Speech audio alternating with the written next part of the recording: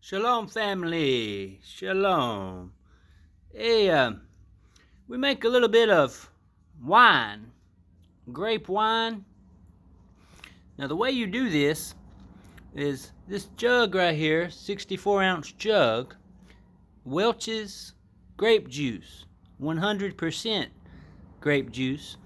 Now, you want to make sure that you make sure it's 100% grape juice.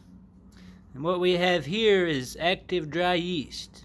You can use any kind of yeast. I bought this one at Food Lion. They have a variety there of different types of yeast, but you only need one packet of yeast. What we have here is some pure cane sugar. That's 1 cup. 1 cup of pure cane sugar, 1 packet of yeast. What we have here is some, used to be Welch's grape juice. Now, in order to mix in the sugar into the juice, we have to remove the top. And now you only want to pour, 1 cup of sugar in the grape juice, but before you pour the sugar, you want to pour 1 8-ounce cup of grape juice out of the jug here to make room for the ingredients. So once you pour 8 ounces out of the jug, then you take the 1 cup of sugar and add into the bottle. Screw the cap on real good and give it a good shake. Make sure that no sugar settling on the bottom of the jug. You want to shake it up real well. Okay, now after that, you want to remove the lid once again. And then you want to add in your active dry yeast, the yeast. So we add in the whole packet of the yeast here, okay? And you don't want to screw the top on all the way. You want to screw it about halfway on, so air can escape during the fermenting process. Okay, so now you let it sit in a cool, dry place for about 14 to 18, sometime 20 days. Now this, it spewed over, it came out and got dried grape juice all over the side of the jug and stuff, but that's okay. That's okay, that might happen. Happens sometime. But after about a couple hours after you put in that yeast and sugar, now you don't have to mix or shake up the yeast, you just let the yeast do its thing. Couple hours, it started to bubble. It was bubbling down the sides here and up the sides all over the place like sparkling wine. There's something there.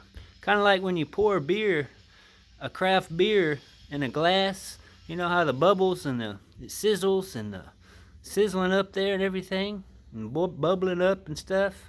It did that for several days. But now it's really slowed down with the bubbling. I can get a little closer. There's still a little bubbling action going on.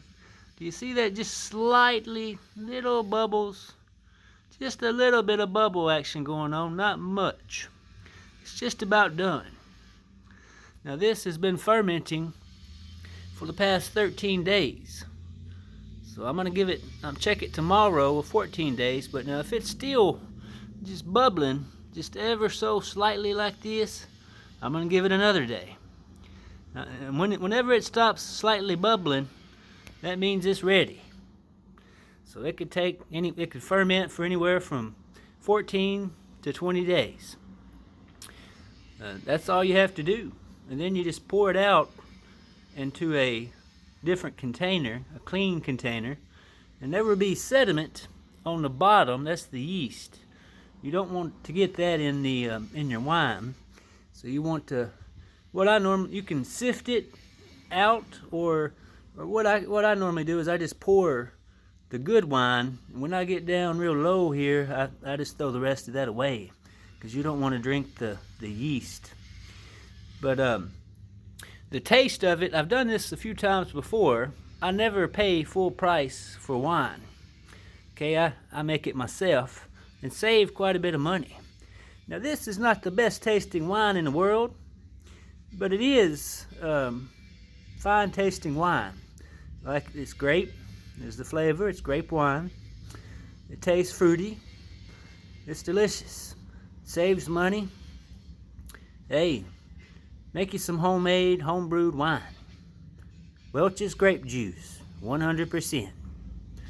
1 cup of pure cane sugar and 1 packet of dry yeast. And 14 to 20 days later, you have some fine wine. Shalom. Shalom.